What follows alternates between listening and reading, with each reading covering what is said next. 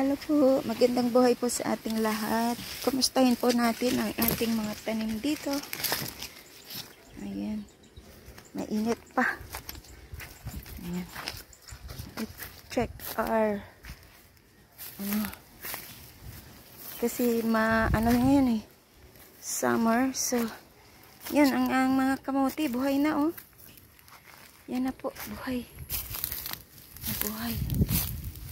ng ating mga kangkong. Yan, sobrang daming kangkong dito. Yan, tanim ko po yan. Yan, naabot pa ng tubig dito sa aking pagdilig. Yan, mga kangkong. Yan, kangkong po siya. So, ready na to sa pag-harvest ang ating gabi ulit. Pwede na. Yan, at mangunguha ako ngayon ng takuay kasi ilalagay ko sa sa sinigang bangus. Yan, so nagbisita lang tayo dito sa sobrang init. Tiningnan ko kung buhay ba talaga yung mga bago kong tanim na gabi. Yan. Buhay na buhay.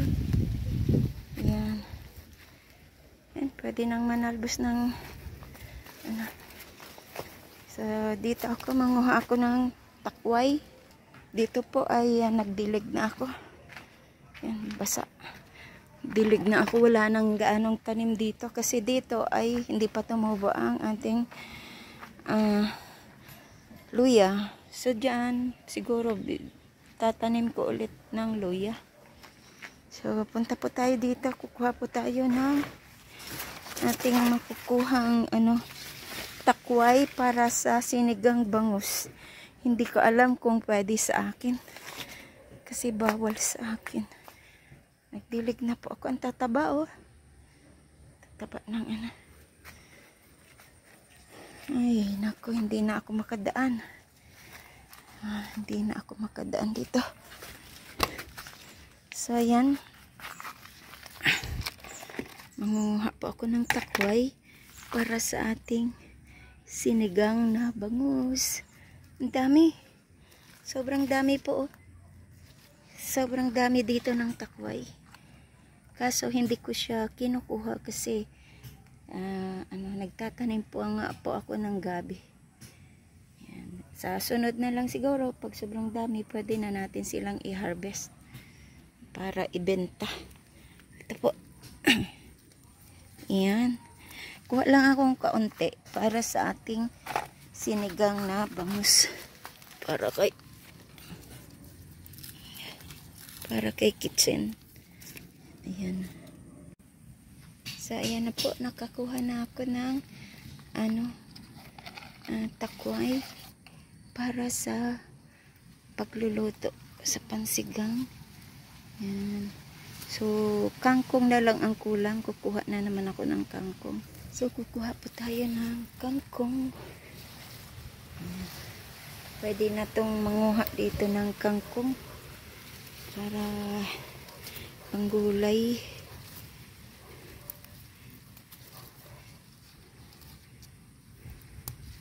Diba?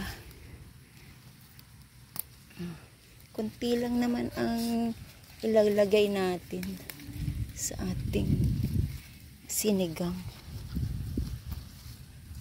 Ating sinigang na